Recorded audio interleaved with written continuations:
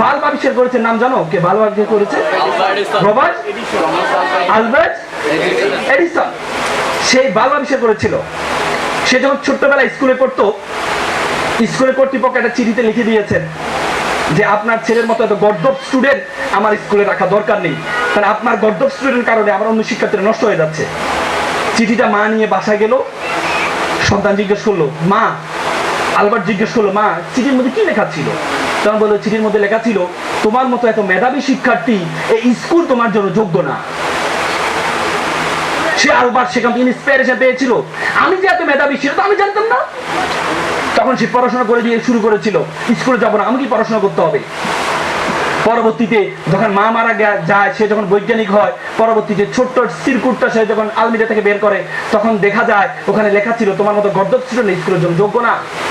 সে চোখের পানি ফেলে দিয়ে সে বলেছিল, আমার মা যদি আমাকে ওই ইন্সপিরেশন না দিত, আমার মা যদি আমাকে এনকারেজ না করতো, তাহলে আমার জীবনটা ওখানে শেষ হয়ে যেত, আমি ওখানে শেষ হয়ে যেত আমার জীবন।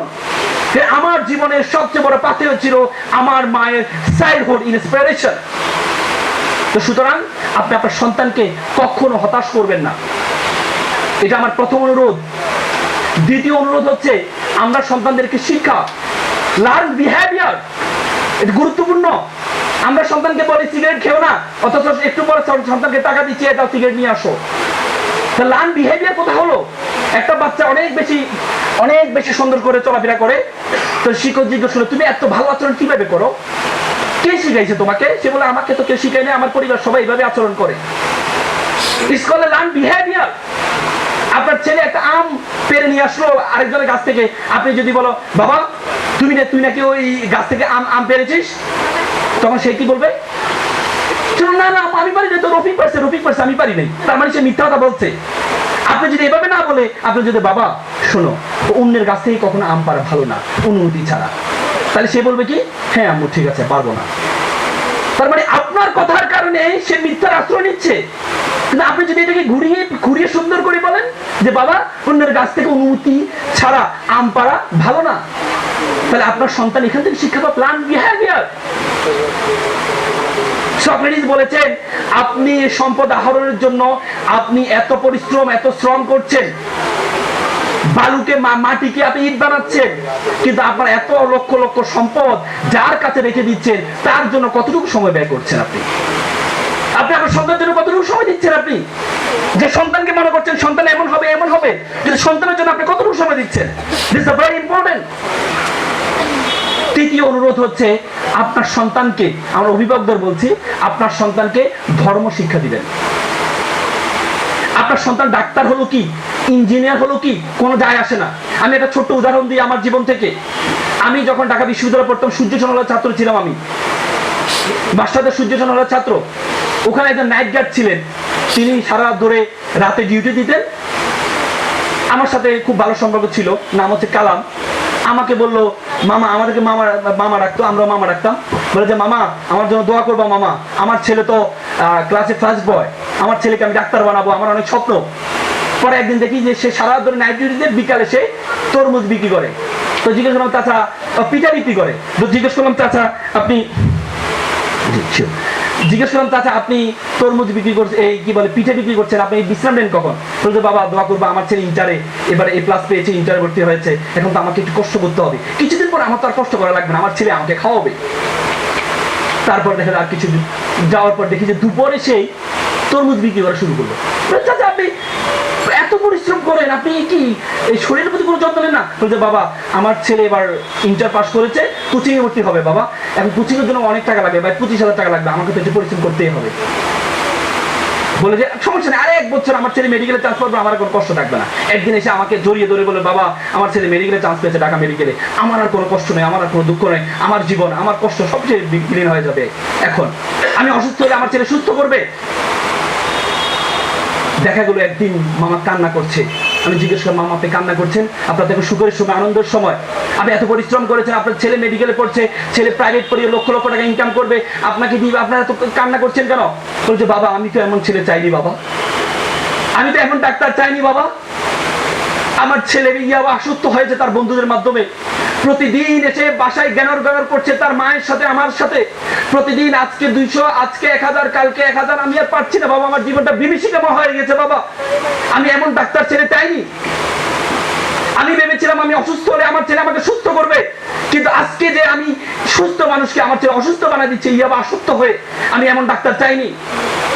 আমি আপনাদেরকে বলছি, আপনারা যারা মনে করছেন আপনার ছেলে ডাক্তার হবে, ইঞ্জিনিয়ার হবে, আপনার ছেলে অ্যাডভোকেট হবে, কোনো যায় আসবে না যদি আপনার ছেলে যদি নৈতিকতা সম্পূর্ণ না হয়, আপনার ছেলেকে যদি আপনি ধর্ম শিক্ষা না দেন। স্টিমলি হিল চিৎকার করে বলেছিলেন, স্টিমলি হিল মধ্যযুগের পরে ইউরোপে, ইংল্যান্ডে যেটা করেছিল, ইংল্যান্ডে তাদের শিক্ষা ব্যবস্থার মধ্যে ধর্ম শিক্ষাটা উঠিয়ে দিয়েছিল। স্টিমলি হিল ছিল এই শিক্ষা কমিশনের চেয়ারম্যান। 30 বছর শিক্ষা ব্যবস্থার মধ্যে কোনো ধর্ম শিক্ষা ছিল না।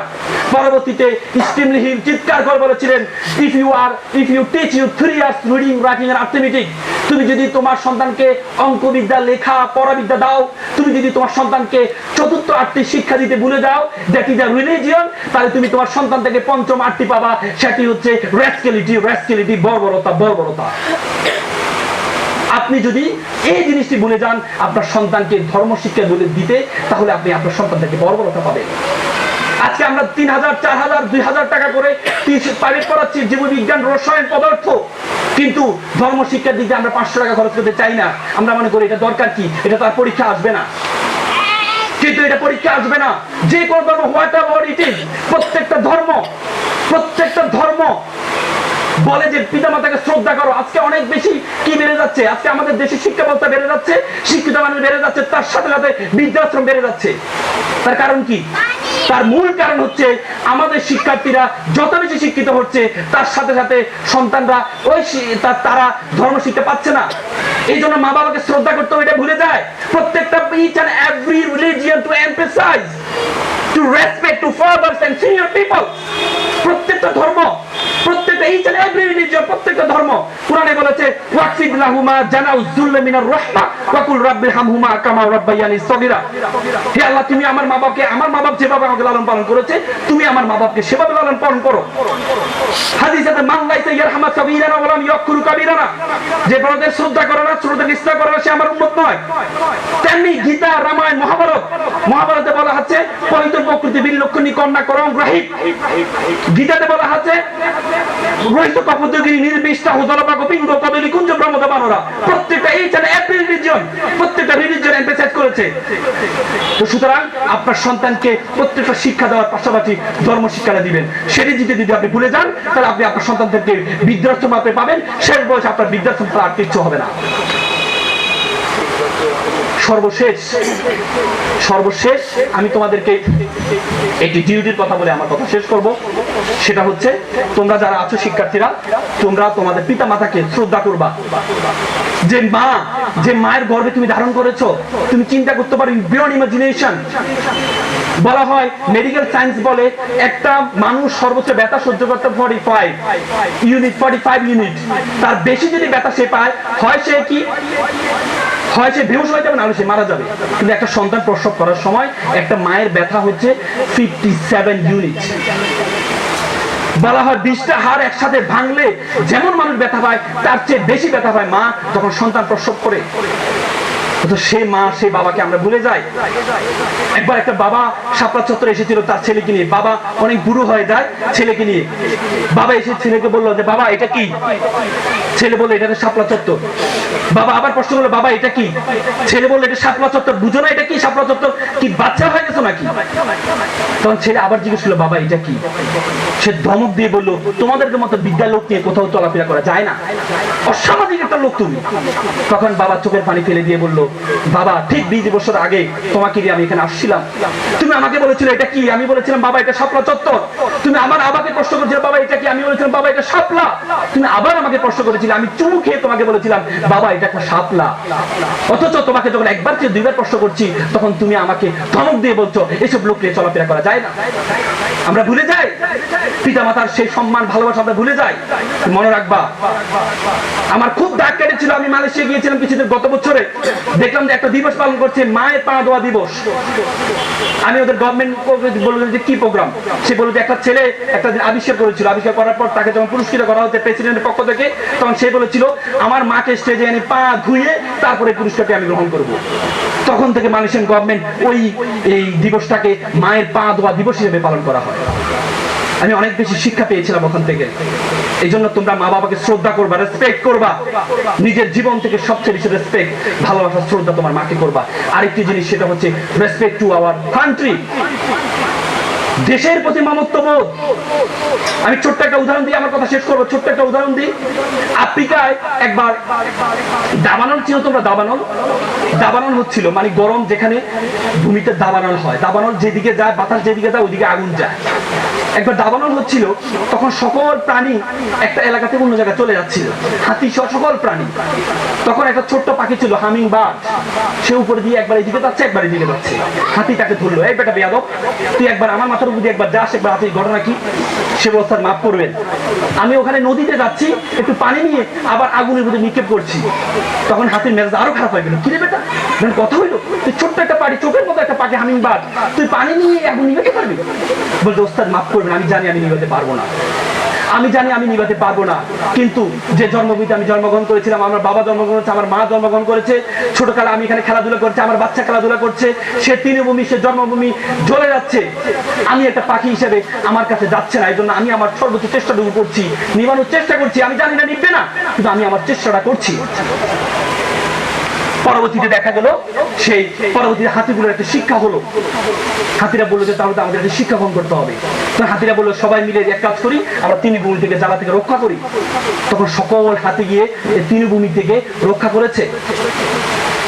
This is a great teaching for you. তোমার কতটুকু সামর্থ্য আছে, কি আছে না আছে ভুলে যাও, এভরিথিং। তুমি তোমার দেশের জন্য, সক্রেটিস বলেছেন, তুমি কিচ্ছু করতে হবে না, তুমি কোনো দায়িত্ব পালন করতে হবে না, তুমি তোমার নিজের দায়িত্বটা কাজ করো, তাহলে তোমার দেশের জন্য করা হবে। আব্রাহাম লিঙ্কন বলেছে, don't teach it, don't ask what country can do for you, you can ask, you can do for your country. তুমি জিজ্ঞেস করো না তোমার দেশ তোমার জন্য কি করেছে, বরং তুমি জিজ্ঞেস করো তুমি তোমার দেশের জন্য কি করেছো। এই জন্য তোমরা প্রত্যেকের জায়গা থেকে দেশের জন্য, মা বাবার জন্য, পরিবারের জন্য, নিজের জন্য এই কর্তব্যগুলো পালন করবা। সর্বশেষ আমি তোমাদেরকে আমি সচরাচর করে থাকি, একটা ওত তোমাদেরকে করাবো। আমি মুম্বাইতে একটা দারুণ চিড়িয়াখানা ছিল, চিড়িয়াখানা যাওয়ার পরে চিড়িয়াখানার 3টা মূর্তি দেখলাম। একটা মূর্তির মধ্যে 2টা চোখ বাঁধা, 2 চোখে হাত, আর একটা মূর্তি 2 কানে হাত, আর একটা মূর্তি মুখে হাত। তো আমি তাদেরকে জিজ্ঞেস করলাম, নিচেতে হিন্দিতে লেখা আছে, আমি তো হিন্দি বুঝি না, জিজ্ঞেস করলাম এখানে কি লেখা আছে। বলে যে 2 কানে হাত মানে আমি কিছু শুনবো, খারাপ কিছু শুনবো না, আর 2 চোখে হাত মানে খারাপ কিছু দেখবো না, আর মুখে হাত মানে খারাপ কিছু বলবো না। তুমি যখন খারাপ কিছু না বলবা, তুমি যখন খারাপ কিছু না দেখবা, তখন তুমি খারাপ কিছু শুনবাও না, আর যখন তুমি খারাপ কিছু শুনবা না, তখন তুমি খারাপ কিছু বলবাও না। এই জন্য তোমাদেরকে আমি একটা যারা শিক্ষার্থী আছে সবাই একটু দাঁড়াও, শিক্ষার্থীরা সবাই দাঁড়াও, হাতের সামনে হাত নাও, সামনে হাত নাও সবাই, এই চ্যানেল এভরি হাত নিয়েছ, বলো আমি ওয়াদা করছি, লাউডলি আমি ওয়াদা করছি খারাপ কিছু দেখবো না, খারাপ কিছু শুনবো না, খারাপ কিছু বলবো না, যে মুখে ডাকি মা সে মুখে মাদক না, যে মুখে ডাকি মা সে মুখে মাদক না, মানুষের মতো মানুষ হব, পিতা মাতাকে সম্মান করব, নিজের দেশকে নিজেই করব। Father and mother, I love you. Family, father and mother, I love you. Family, F for father, A for N, M for mother, I for I, L for love, Y for you. Father and mother, I love you. আবার বলো আমি ওয়াদা করছি, loudly চিৎকার দিয়ে বলো আমি ওয়াদা করছি খারাপ কিছু দেখবো না, খারাপ কিছু বলবো না, খারাপ কিছু শুনবো না, যে মুখে ডাকি মা সে মুখে মাদক না, মানুষের মতো মানুষ হব, পিতামাতাকে শ্রদ্ধা করব, নিজের দেশকে নিজেই করব। তোমরা যারা ছোট্ট শিশু বড় হবে ঠিক, তোমরা হবে শিল্পী, কবি, লেখক, বৈজ্ঞানিক। আজকে যারা ফুলের কলি, কালকে হবে ফুল। তোমরাই দূর করবে এই সমাজের ভুল। সকলে ভালো থাকো, ধন্যবাদ। আসসালামু আলাইকুম।